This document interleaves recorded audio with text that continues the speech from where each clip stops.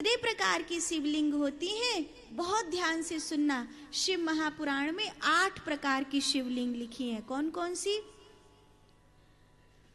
पार्थिव शिवलिंग जो हम मिट्टी से बनाते हैं। दूसरा, पाषाण की शिवलिंग जो पत्थर से बनी होती है, नर्मदेश्वर महादेव होते हैं, और भी जो भी पत्थर से बने हुए शिवलिंग होते हैं। तीसरा, धातु के शिवलिंग जैसे पीतल के, चांदी के, सोने के, लोहे के, ऐसे धातु से बने हुआ शिवलिंग। चौथा, रत्न का शिवलिंग, मोती में, गोमेद में, पन्ना में जो शिवलिंग बने होते हैं, रत्न के शिवलिंग बोलते हैं उनको। हर एक शिवलिंग की पूजा का अपना अपना फल होता है। रत्न की शिवलिंग क्यों पूजा करी जाती है, धातु की शिवलिंग क्यों पूजा करी जाती है, पाषाण की शिवलिंग क्यों पूजा करी जाती है, पार्थिव मट्टी की शिवलिंग क्यों पूजा करी जाती है, इन सब का अपना अपना विधान है। कितने हो गए? कितने बता दिए मैंने? 4। पांचवा, काष्ठ का शिवलिंग। काष्ठ का शिवलिंग जो औषधीय काष्ठ होते थे ना भारत में, उन औषधीय काष्ठ का शिवलिंग बनाते थे।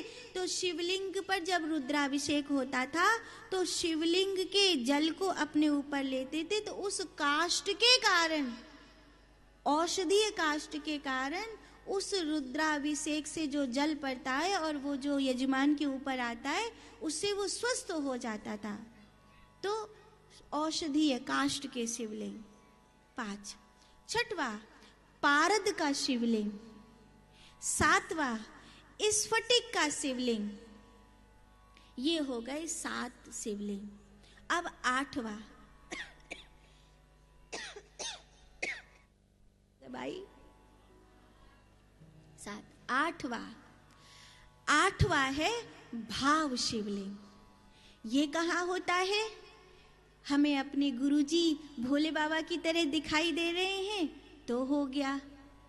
अच्छा, कोई ऊंचा सा पहाड़ है, बिल्कुल भोले बाबा की तरह दिखाई दे रहा है तो हो गया।